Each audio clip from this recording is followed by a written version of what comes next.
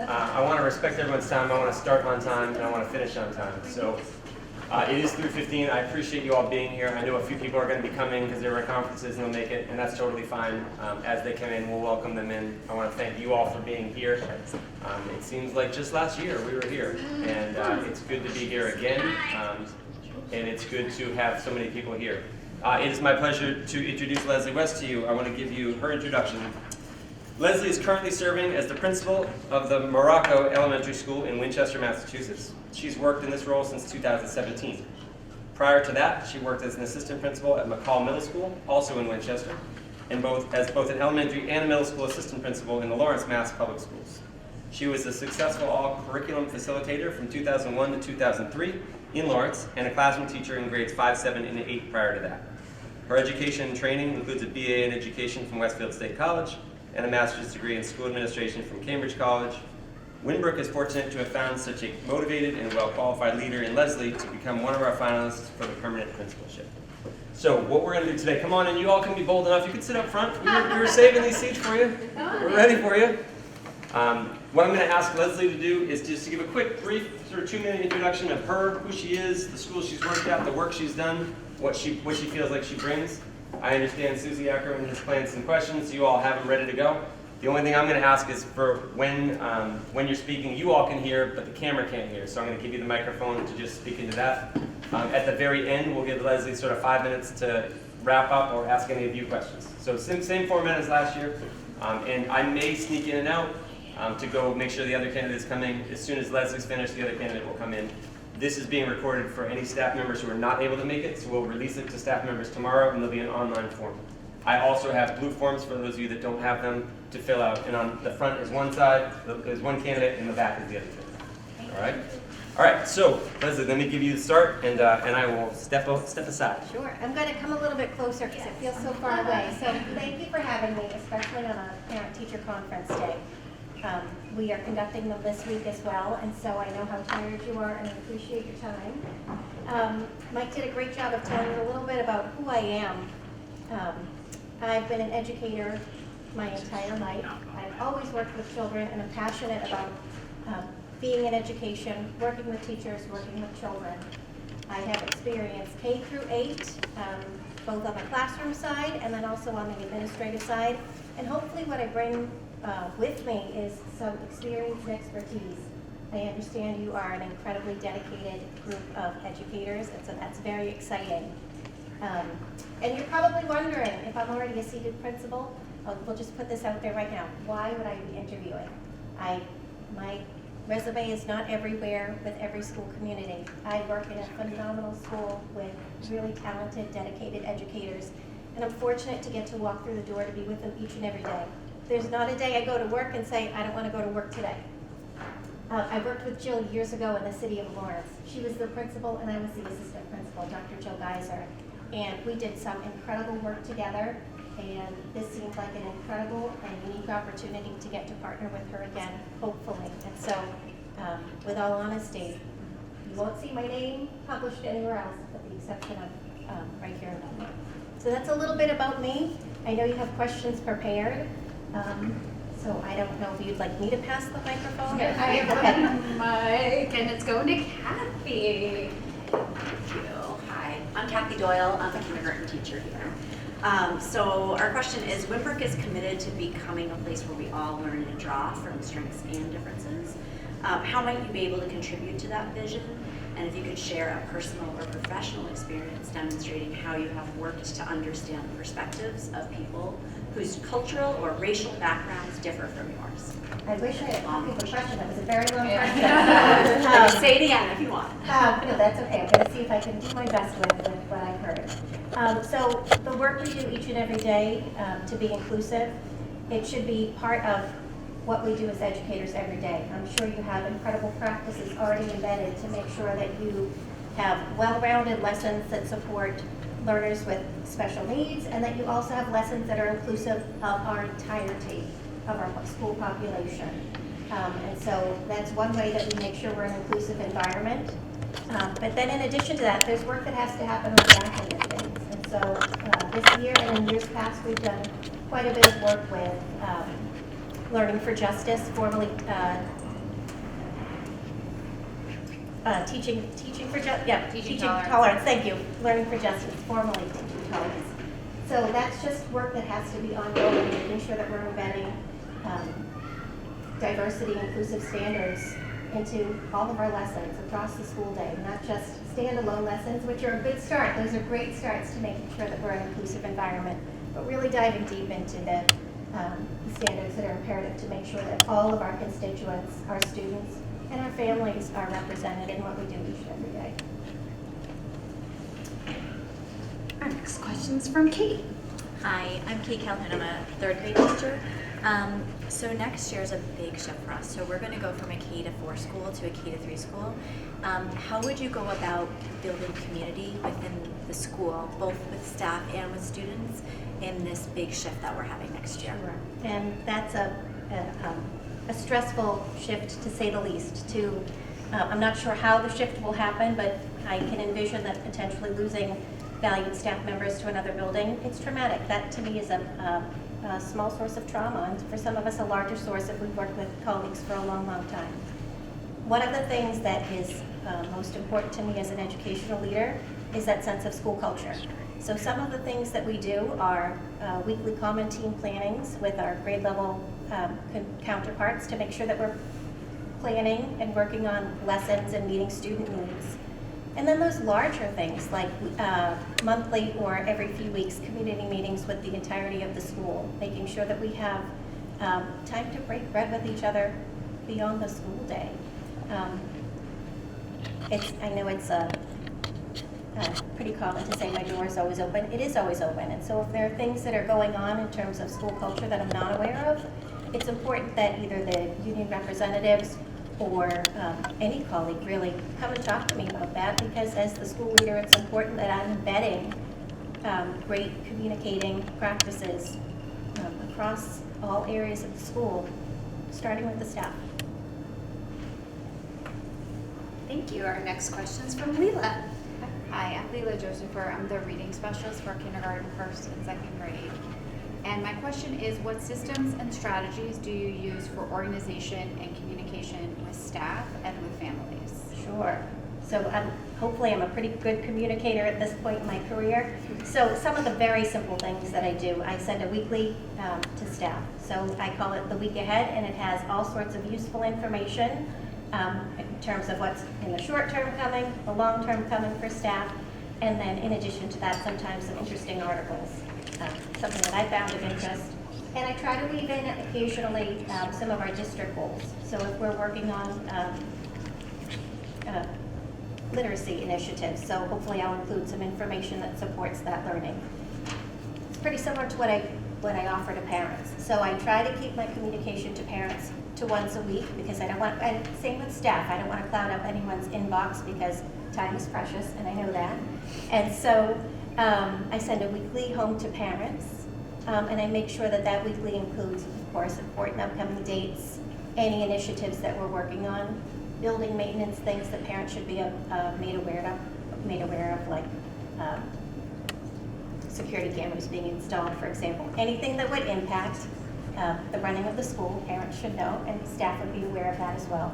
Those are just two of the simple things that I do each and every week to make sure we're all on the same page. And yes, I do have to occasionally send out emails midweek to staff, and I really try not to. I really try to hold things to one day a week. I utilize Parent Square as a communication tool for parents and for staff. I use it on both sides. And Parent Square, I don't know if you utilize Parent Square as a communication tool.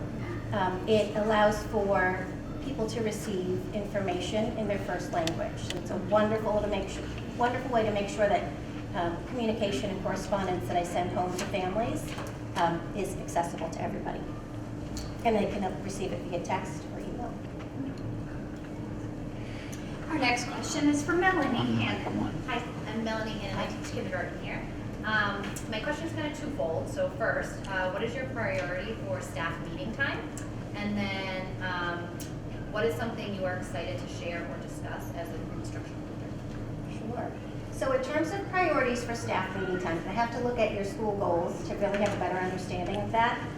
One thing that I embed in every staff meeting is, and it's going to sound silly, but it's time for us to enjoy one another's company. So it's usually something quick and easy, a fun activity, an opener that I've learned elsewhere that you can embed in your classroom practice. So that's the start of every meeting.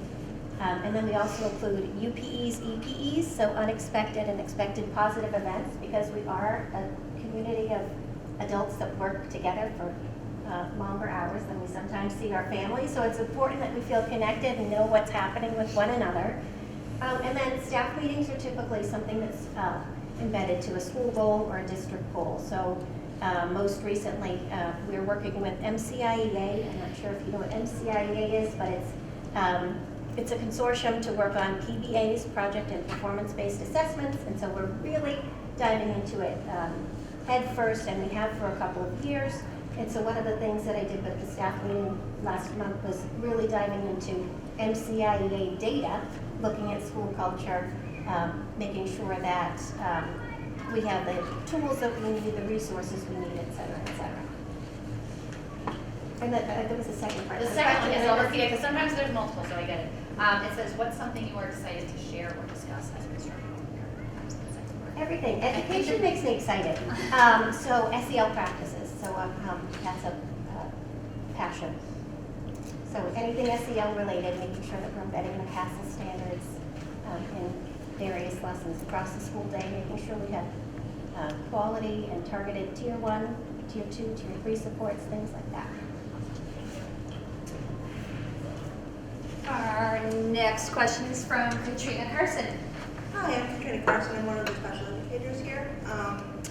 What is your experience leading the MTSS process, and how have you supported students with special needs and English language learners and their families? Sure. So I'll start with the MTSS. So currently we utilize an acronym that translates to MTSS, but we call it the SST process. And so we're working very, very diligently to track student information, student data, so that we can, when blips pop up, either the classroom teacher might recognize the blip, a service provider who pops into the classroom might notice a blip, or me looking at data, I might notice a little quirk with some data.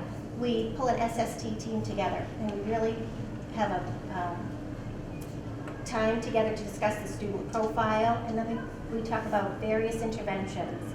And I know, with budgets the way that they are, tiered systems of support are so challenging. It would be my wish for every school in the world to have multiple interventionists and class sizes that are incredibly small. It's just not the way of the world right now. So we work really hard to think creatively about how we might intervene for a student that might need it. So for example, we have a collaborative staff. Our service providers are incredible. Occasionally they will, with parent permission, scoop a student into a group, for example. If we're seeing a kindergarten student that has some variable OT skills, we might have the OT scoop them into a little group for a 6 to 8 week intervention to see if we can strengthen their grip, something like that. The second part was experience working with students on IEPs and EL students, is that correct? So as a public school educator, I have quite a bit of experience working with students on IEPs, and currently the elementary school where I'm principal houses the partnership program, which is a program whose students' primary need is social emotional. So I have quite a bit of experience working with a population of students who anxiety, for example, might prohibit them from accessing the curriculum fully and entirely. And so I work with students all day long on IEPs. I have experience in my K through 8 working with students on the autism spectrum, students who are cognitively complex, and so it's part of the work we do every day. And then English learners, we have the largest population of students with English learners that we've had at my elementary school. About 10% right now of our school population. So I've experienced working with SLIFE students. Those are students that have limited schooling. And so we are, again, really creative about the supports we can embed and put in place for students who are SLIFE students. We provide push-in services for the most part for our EL students throughout the school day. So we try to utilize every resource we can to make sure that students are on track. Right here. I'm Will Pennington, I'm a third grade teacher. And my question is, when conducting your professional observations of staff, our favorite thing, right? What are you looking for in high quality professional educators and support staff? And how will you support your staff in meeting those expectations? What was the last part? How will you support your staff in meeting those expectations? So I'm going to start with like pre-professional staff. I'm not sure the terminology you use. So one of the things, it's a challenge to retain some of our newer staff members.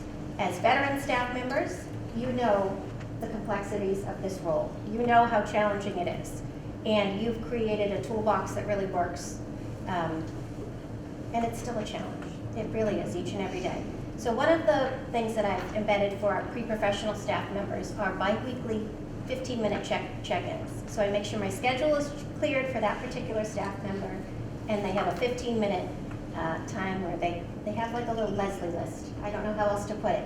They could tell me instructionally what's going on in their classroom, although I'm in there quite a bit, so it's not an incredible surprise to me. And they're able to tell me some of the challenges that they're experiencing, and likewise I can provide them feedback right on the spot. And provide them resources on the spot, which is really a nice tool to be able to use. Early on in my principalship, I would not have been able to devote that amount of time, but it's important and we need to retain great educators. And so how does that translate to the evaluation process? It's really not a surprise, and so it's more collaborative. We talk about the 4 different standards on our evaluation tool, and so we're able to talk about curriculum instruction, teaching all students, parent and community engagement, professional culture. Those are parts of the conversation. And so at the mid-year for our pre-professional staff members and the end of the year, we can have a conversation. Prior to me writing anything up, it shouldn't be a surprise. We're able to have a conversation about the 4 standards. What are things that they're doing that I'm actually not able to see because I can't be everywhere at once, and I don't read every parent correspondence, and so it helps them to provide me information so I can write a more thorough bit of feedback for them on their evaluation tool. And then likewise, it's kinder and gentler, I feel always, to be able to give feedback face-to-face as opposed to abruptly in an end of the year or mid-year feedback tool. So I also offer to the professional staff, they're on a little bit different schedule, that we meet in person to discuss their goals at the beginning of the year. It's open to everybody. Not everyone takes me up on it, and that's okay. But at the end of the year, when it's time for the formative or the summative assessment for our professional staff, they're always invited in to have a conversation about some of the things I've seen in the classroom, and likewise some of the things that I haven't been able to see. So it's a more collaborative effort in writing up that component, and then we can work on goals together. Our next question comes from Devin Kelleher. I'm Devin Kelleher. I'm a 4th grade teacher. What is your behavior management philosophy, and how would you support staff and students in creating a safe and collaborative learning community? So prior to talking about a behavior management strategy, for me personally, it comes down to SEL, social emotional learning. And so I feel very strongly that the components of SEL have to be embedded across the school day. There should be some kind of a common language in terms of the school-wide expectations. You probably already have them, but we utilize MAGIC, for example, as our acronym. And so students are accountable to the MAGIC each and every day. So whether that be walking in the hallways, polite correspondence with our lunchroom staff during the lunchtime, and we practice them, and they're part of our community meeting language. Once you've established that, if there are components that come up in terms of behaviors or discipline, I feel again very strongly that that's really a skills deficit. So I believe at the bottom of my soul that a child does not purposefully misbehave in a less than pro-social manner. And so our job is to teach, and hopefully we can embed some learning in the conversations that happen. I don't have a TikTok account, but I do see on Instagram, it comes up as TikTok. I don't know any principal that's giving a student a lollipop and sending them back to class. I don't know if you've seen the same TikTokers and Instagrammers. That's not what happens because students are sent to the office. It does happen. And I know that conversations occur in the classroom before. Typically when a student is sent to the office for a disciplinary reason, we process through it. Sometimes there's a very natural consequence that comes with it. Sometimes the conversation and the teaching is the consequence. It all is variable and dependent upon why they're sent to the office. Ellen Donahue is our next. Hi, I'm Ellen Donahue. I'm the speech pathologist here. Can you please describe a situation where you handled a challenging parent?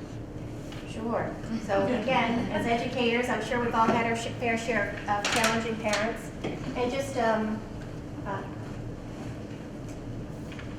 to think of a quick vignette.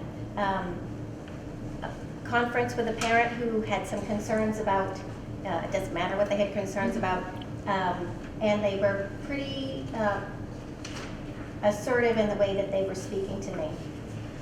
And so I found that to be a challenge, and I feel very confident in who I am as an educator to say, please don't interrupt me. I'm happy to reschedule this meeting later. That's a more extreme example, but we do have challenging parents. I'm sure that literacy is a hot word right now in Belmont, as it is everywhere. And we've got parents that, although I shouldn't call it challenging. I think they are coming from a true place of wanting the very best for their children. Sometimes they ask questions that come off as challenging, and I think it really comes from a place of caring and uncertainty for their own child. So I try to approach situations with understanding and care, but I've had plenty of challenging conversations. We always try to end a conversation in a positive manner. So those are all the pre-planned questions that you had, so you got through them. I wanted to give anyone else a chance that wants to ask a question, and then Leslie has some things at the end that she wanted to do. So just give a little bit of wait time. Is there anyone that wants to ask a question that wasn't pre-planned? Sorry, I do have a follow-up. Susie, here you go. Thank you. Susie Ackerman, 3rd grade.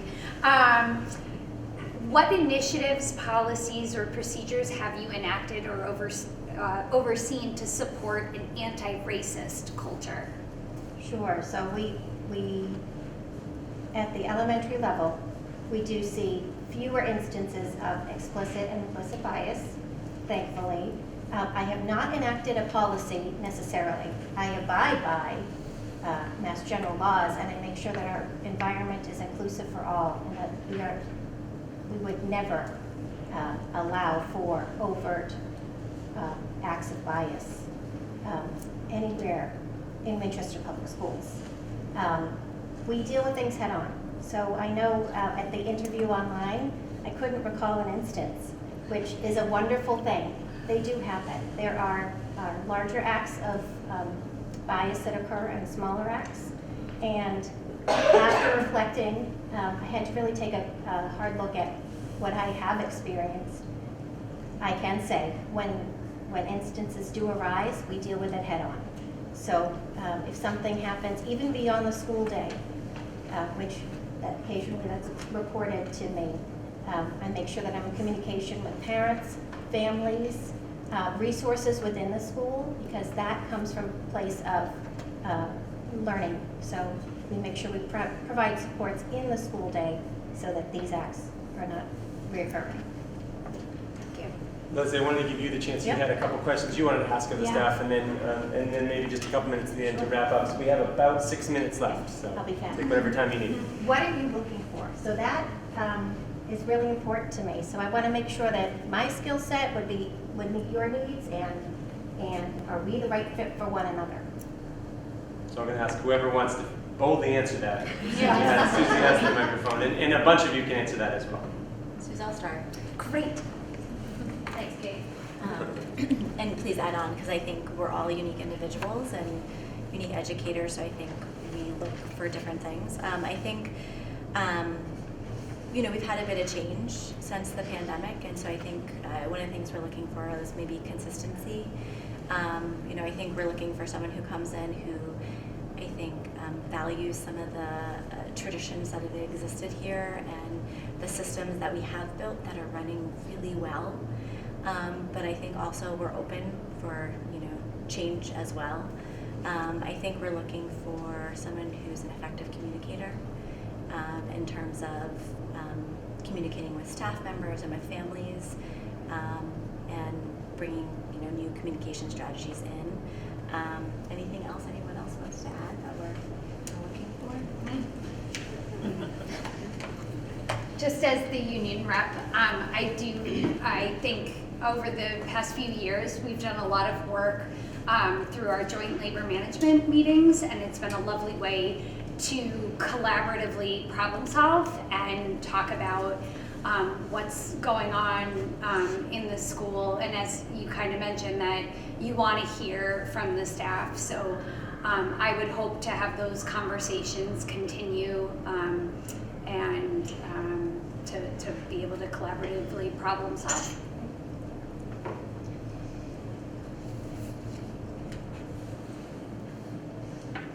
Another question you might have for everyone? That was really my biggest question. I actually have one question, and I know we have a literacy specialist.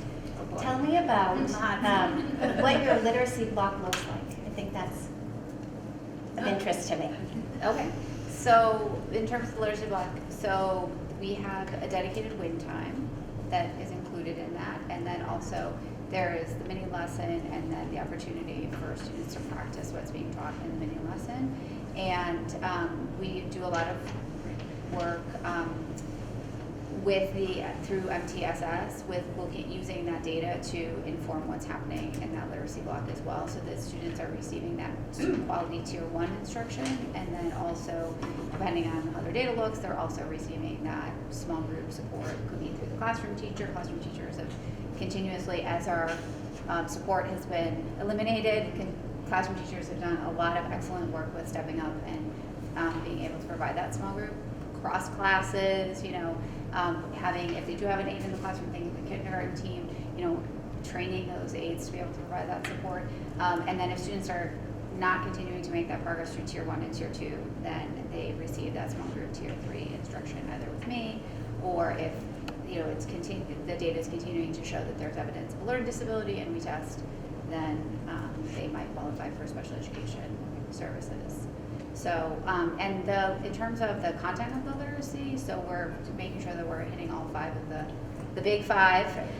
And so a lot of phonemic awareness, phonics instruction, vocabulary comprehension, and fluency, and using programs that go throughout. And I think that's one of the things that thinking about as we transition to K-3, really thinking about how we're ensuring that we're continuing to build on that. So this year, some of the teachers have piloted the foundations with grade 3, and it's being used in kindergarten, 1st, and 2nd grade already. And so then thinking about how are we continuing that for our 3rd grade students, especially as we're seeing in some part due to pandemic and in some part due to other factors, that those students really need that continued structured phonics instruction in 3rd grade.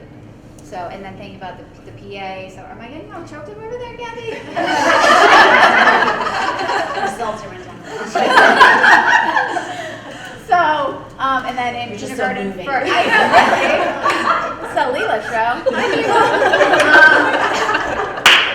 You're going to regret giving me the mic. So, phonemic awareness, kindergarten, 1st, and 2nd, using the Haggerty program. And then we have been using the units of study as well, but then also thinking about how do we modify them and how do we use decodable text. So this year we've done a lot more with decodable text, and also thinking about what our text looks like, and making sure that that the students see themselves in the text and in the stories. And I don't think Amy Musica is here, but I'll give her a shout out. So she's done a lot of work to help us make sure that we have decodable readers that also are diverse, and so that anytime a child is reading a text, that they're really able to see representation of themselves, because we all know that's critical. So, did that answer your question? It did. Oh, how long is the block?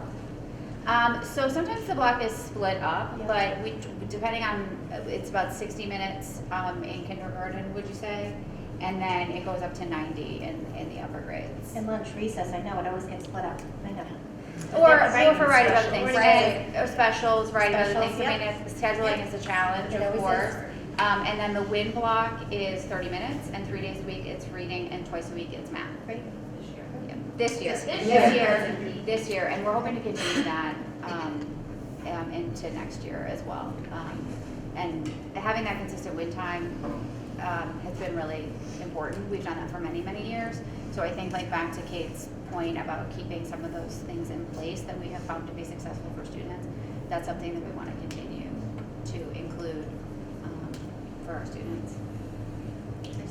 Leslie, I want to give you a chance to just sort of, so thank you for asking your questions. I'm glad you answered all of our questions. Just give you a minute or two to just wrap up. What are the last thoughts you want to leave us with, and then I'll walk in. Sure. Well, I do want to say thank you sincerely. I know that this is a long day for all of you. I appreciate the information that you provided to me, and however the search plays out, it's exciting. It's a new opportunity, and I look forward to potentially working with you later on. Thank you so much. You all have those blue sheets. If you could just take a few minutes, I'm going to walk Leslie out. I'll walk the next candidate in. Winn Brook staff. They have just sat through one previous interview, and you are the second candidate at the meeting today. So you can sit in the chair, or you can get a little bit closer, kind of faculty meeting vibe here. Okay. So this is Jennifer LaMontagne. Jennifer is currently working in the role of interim principal at the Clinton Public School District in Clinton, Massachusetts. A town I admit I didn't know existed until I met you. Okay. So. Prior to that, she worked as the principal in the Northborough/Southborough Public Schools from 2018 to 23, as well as the principal in the Sudbury Public Schools from 17 to 18. She also brings previous experience as a classroom teacher for nearly 15 years in the Boylston Public School District. She boasts of she doesn't boast, that's my word. She very humbly stated to me that she has a BS in Family and Consumer Studies. I don't know why I wrote that, sorry about that. Both she has a BS in Family Consumer Studies and Sociology and a subsequent master's degree in education, both from the University of Massachusetts at Amherst, as well as certificates in educational leadership from the Commonwealth Academy and in school management and leadership from Harvard University. We are thrilled to have such a qualified and capable professional as a finalist for this important position. So Leslie, they have about 7 questions? 9 questions. And they will go through, they've organized themselves in true Winn Brook fashion, always organized. I'm going to ask you to just say a few words, just let us know who you are, where you're coming from, the work you've done, the communities you worked with. Okay. We'll go through our 9 questions, and at the end, if you have any questions for us, or if you want to wrap up, we'll do it that way. Thank you very All right, much. perfect. I Thanks don't for know being if I here. can do as well as that write-up, but thank you all for having me. My name is Jennifer LaMontagne. I feel like I've been an educator forever, but I consider myself a lifelong learner. So I started teaching at elementary level, kindergarten and 3rd grade, at the Boylston Elementary School, where I worked for 15 years before I became an assistant principal in the Sudbury Public Schools, and then I became the principal there, and then principal again in Northborough, and principal in Clinton. My passion lies within social emotional learning. I feel really confident and comfortable in working with students who struggle in those areas. I was fortunate enough to work in 2 buildings where we had the social emotional learning program for the district, both in Sudbury and in Northborough. So I'm quite familiar with students who are working on those skills and some pretty big behaviors. I'm excited to be here. I took an interim role this year at the middle school level, which is a 5 through 8 school. And I was focused this year on getting some ELA curriculum up and running in the 5th grade and 6th grade, as well as launching some co-taught classrooms at the 5th and 6th grade level. But I very quickly learned and knew that my passion lies within working with elementary age students, so I let them know quickly that I would not be pursuing staying on, and so that's what brings me here today. Thank you. All right, our first question comes from Kathy Doyle. Thank you. So I'm Kathy Doyle, I teach kindergarten here. So Winn Brook is committed to becoming a place where we all learn and draw strengths from differences. How might you be able to contribute to that vision? And then also if you could share a personal or professional experience demonstrating how you have worked to understand the perspectives of people whose cultural or racial backgrounds differ from yours. Sure. Sorry, does anyone have that question? I can say it's really, really long. So I believe that every child, every adult, every person who walks through the doors of a school has something to offer and something to contribute. We all have strengths, we all have things that we're working on, and I think it's really about making the connections with everyone and getting to know what it is that they have to offer the school community, because we all have wonderful things to offer.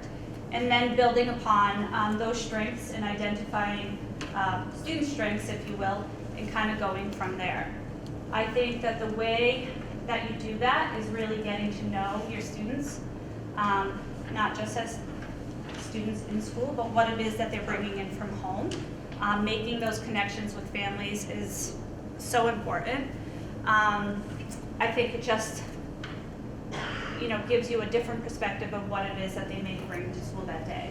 I think it's important to greet each student, to kind of assess where they are each day, because we all have good days and we all have bad days, and I think that's really important. I think letting students know that we care about where they come from, care about their family, care about the community, and what they have to share is very, very important to a school.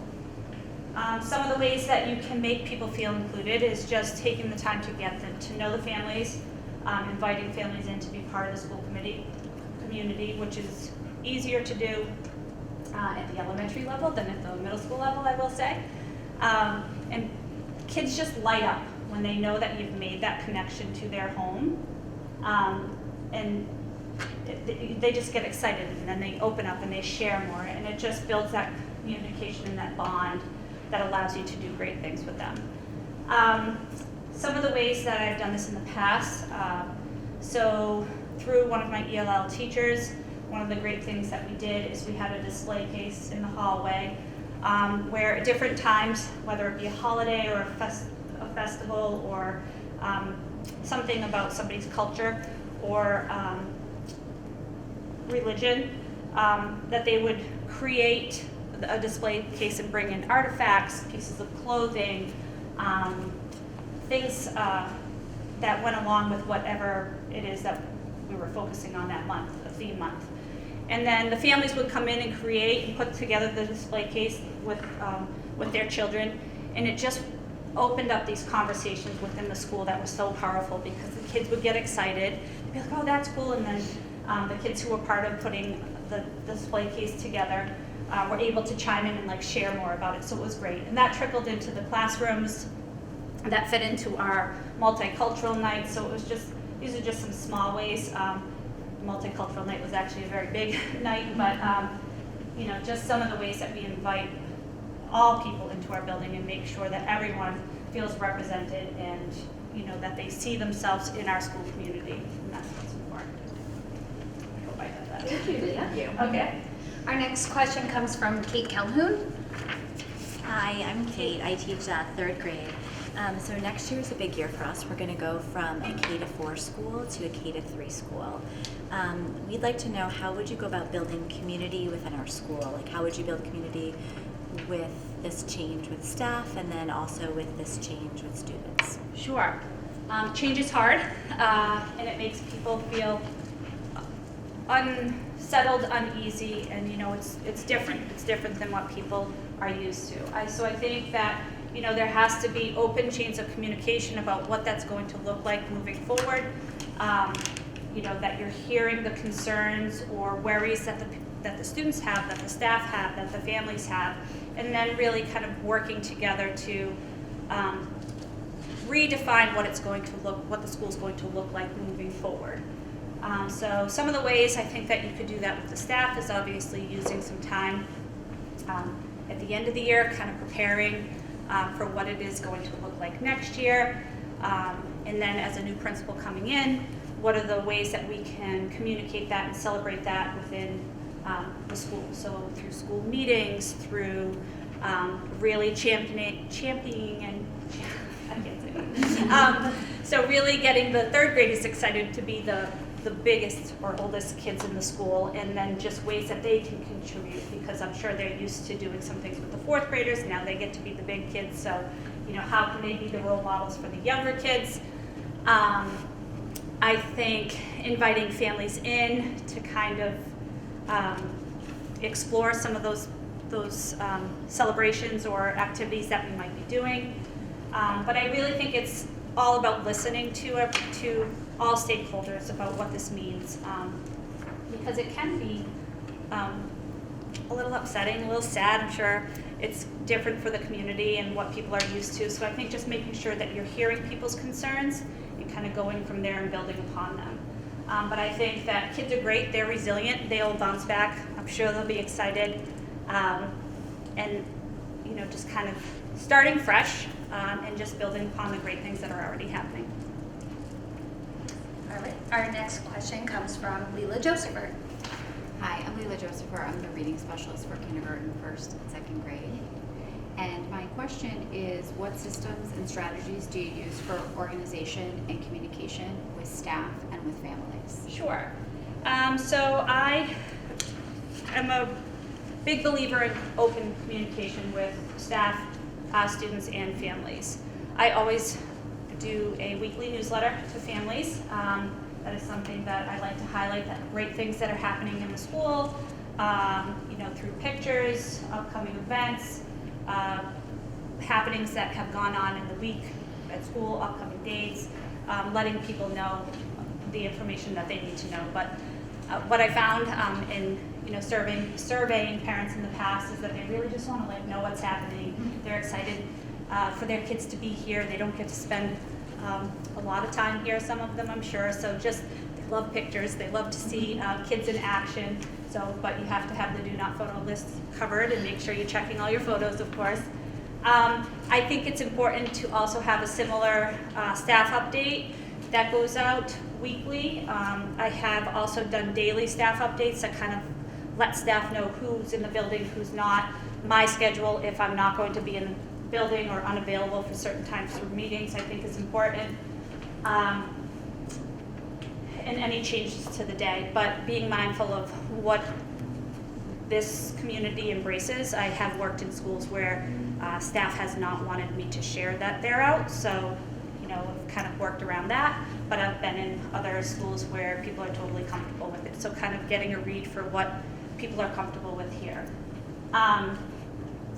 I think you have to say things more than once for people to hear them, so it can't be a one and done. So if there's something important that needs to be communicated, for example, MCAS, I start communicating those dates early so for parents to prepare, because historically I've always gotten them, well, I didn't know, we planned a vacation, that's why I put them out very early. But I think social media, if it's allowed in this district, is another great way. Working with the PTA to kind of celebrate the great things that are happening and working with them for the upcoming events. And if it's in terms of communication on bigger things like a change to a curriculum or things, or an event or something that we're changing in the school, I think it's important to really put a committee together to kind of assess where people are with it, what, you know, they're comfortable with, and so everyone has a voice to be involved in the decision making as we're deciding. And at the very least, you're opening it up to everyone. Not everyone will come, but you're at least asking everyone to be able to provide their thoughts and ideas. So I think that's a few ways that I would do it.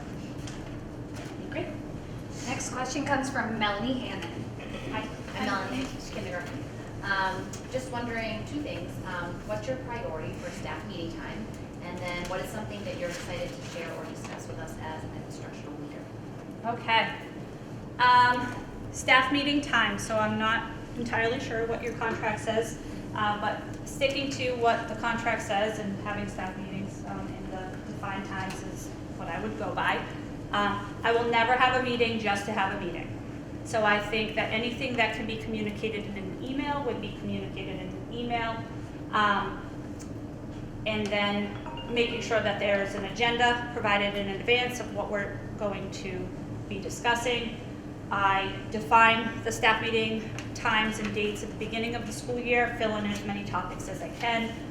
You know, around now is usually when you're doing like your MCAS training, so some of those kind of, you know, opening school events, parent-teacher conference, things like that. Fill in what I can, and then things that come up, we could put on the agenda to go out, but you would receive the agenda in advance and know.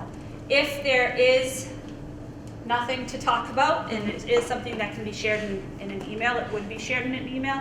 However, I would still hold the time for anyone who would like to come and meet with me. So that is how I would do that. I think there was another part to the question. Is there anything instructionally that you're excited to bring to us as a leader? In some of the conversations I have, I think you're doing a curriculum review, looking at some new ELA and math. So I have a lot of experience with change and rolling out some new initiatives, and so I feel comfortable and confident doing that. Having been a teacher for a very long time, I understand that that can be uneasy for some people, and it's hard. It's hard to change. So just kind of being there to do it with you, and to walk alongside of you, jump right in, be part of it. So we just rolled out Winn Wisdom at my school right now, Winn Wisdom at my previous school as well. So we were kind of launching that and going through the PD. And I understand it's hard, it's different, and so I'm not afraid to come in, be part of the classroom, try it out with you, watch you do it, watch me do it. That's something that I'm really comfortable with, and I like to be in classrooms, being part. It's way better than being behind my desk at a computer or stuck in a meeting. So in the classroom is really where I want to be. And I am super excited about, the social emotional piece of learning. I think it's very important. Helping people to understand behavior, knowing that I'm there to support and not just say I don't want to know, and just, working with the staff. I like to be out, I like to be involved, I like to get to know people.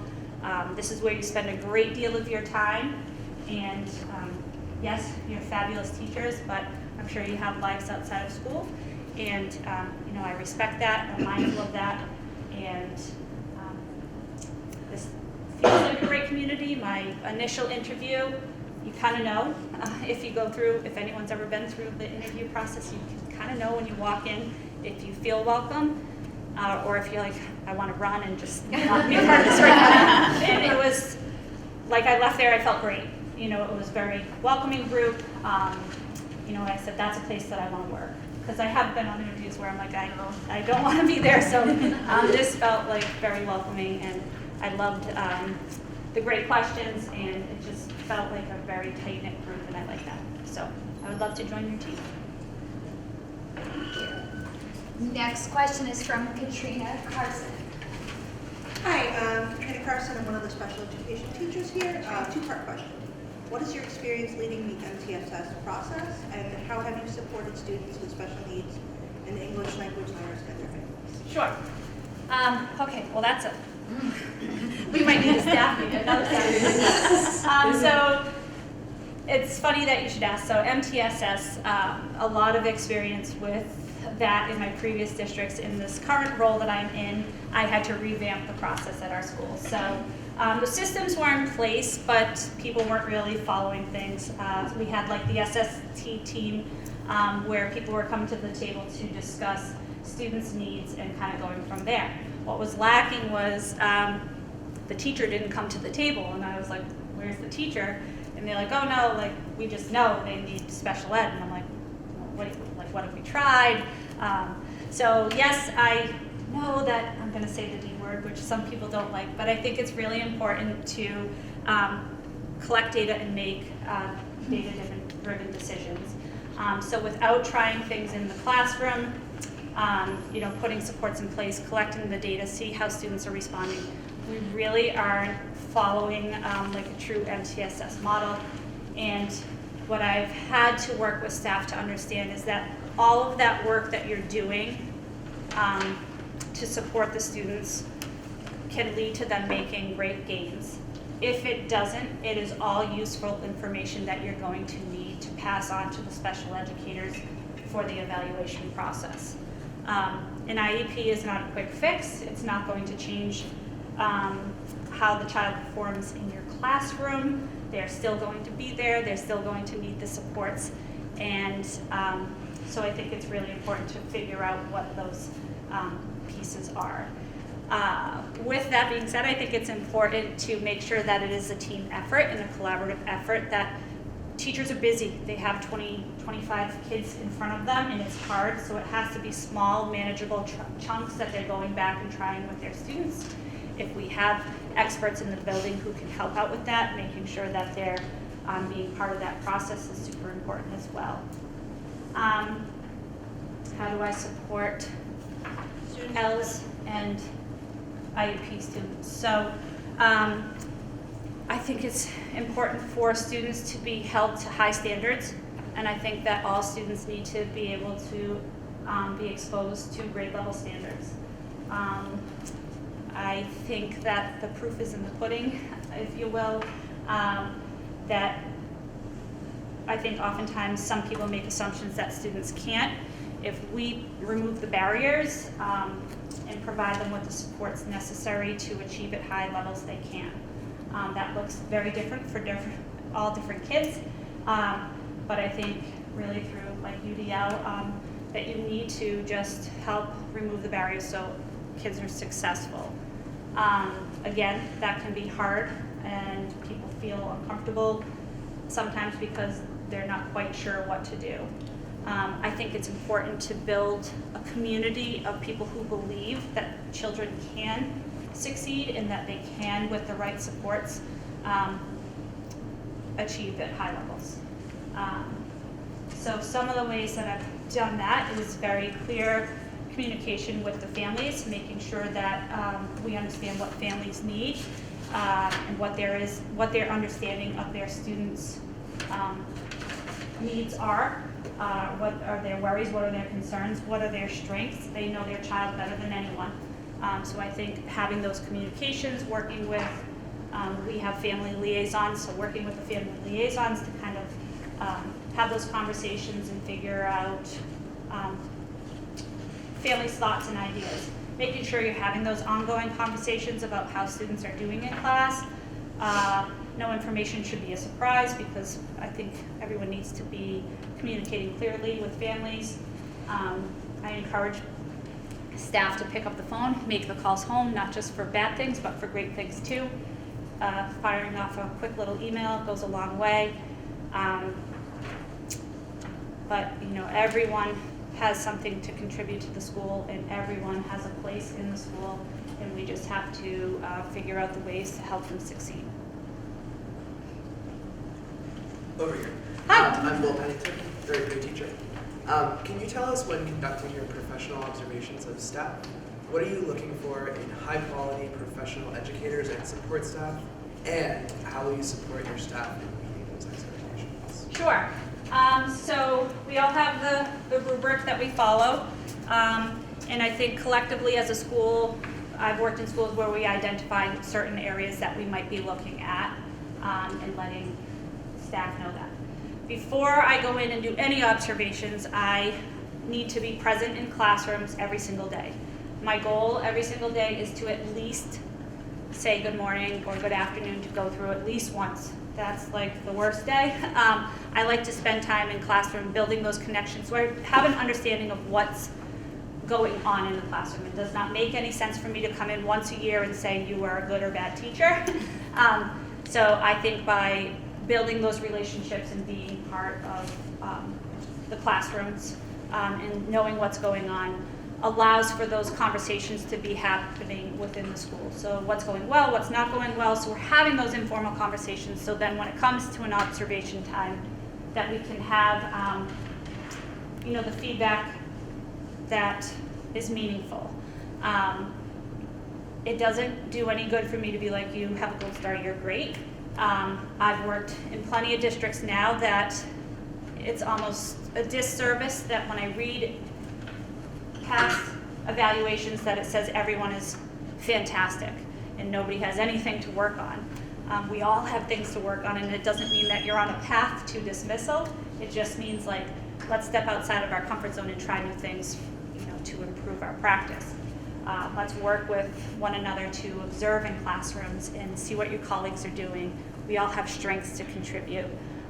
Building in that time for teachers to have those collaborative conversations and working with their peers and getting into classrooms is really important.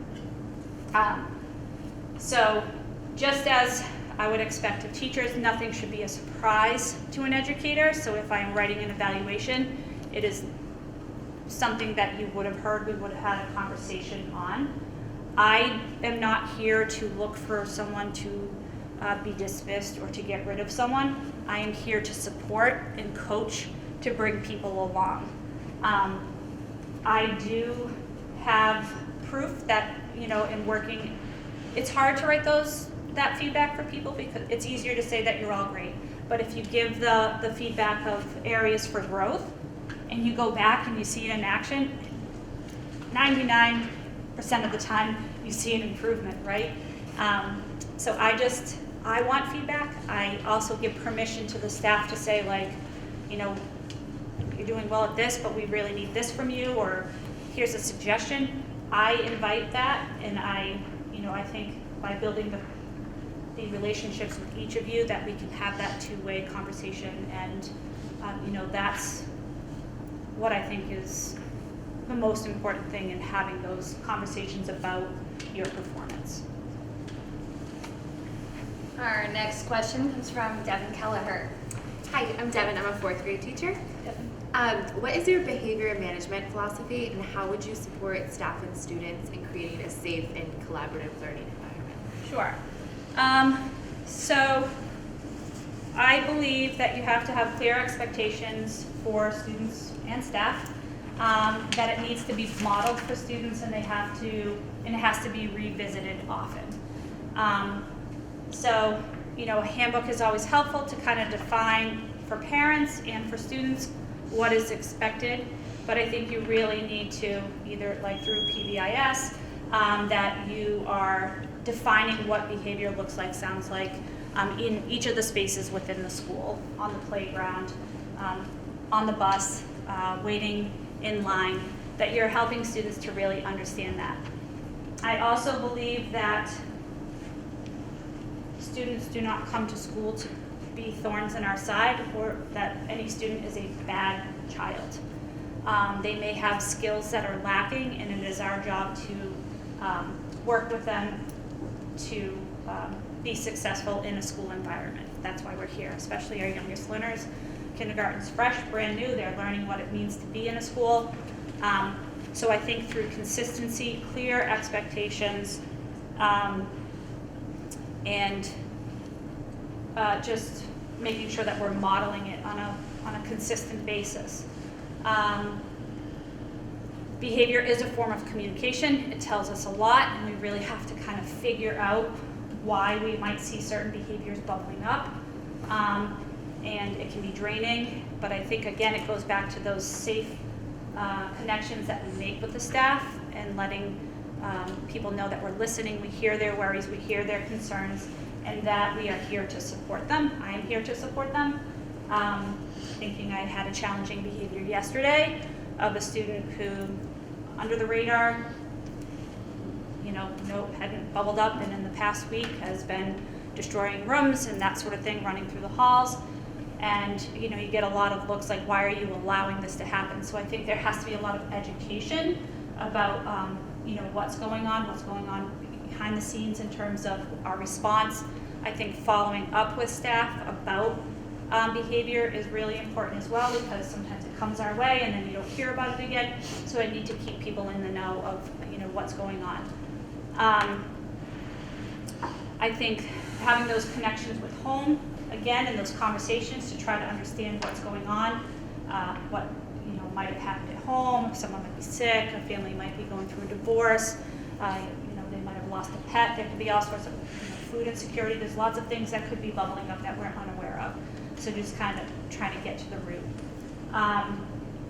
But I think just, again, the open communication, and just, it works wonders. So, yeah. Thank you. And our last question is going to come from Ellen Donahue. Hi, I'm Ellen, the speech pathologist here. Can you describe a situation where you handled a challenging parent? Sure. Or, I'm sure you have more than one. Okay. Well, I love your name. It's my daughter's name, so Oh, and my mother's thank name. you. So thank you.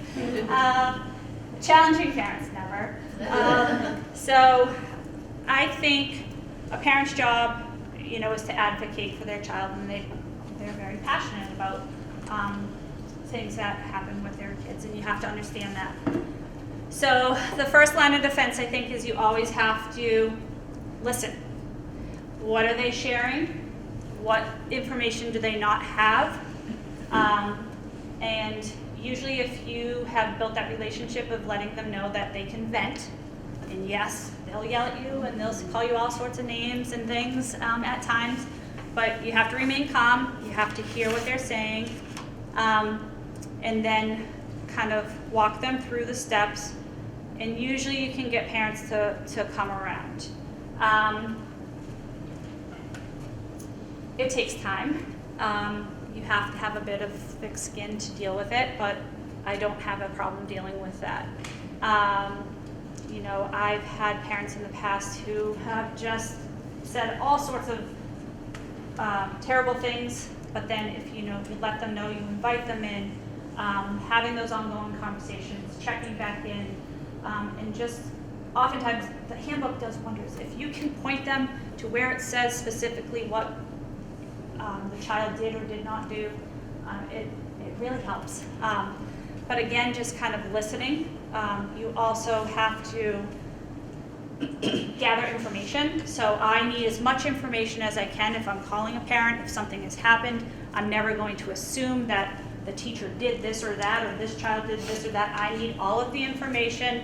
I have to ask the difficult questions, and then I have to use that information to formulate the conversation.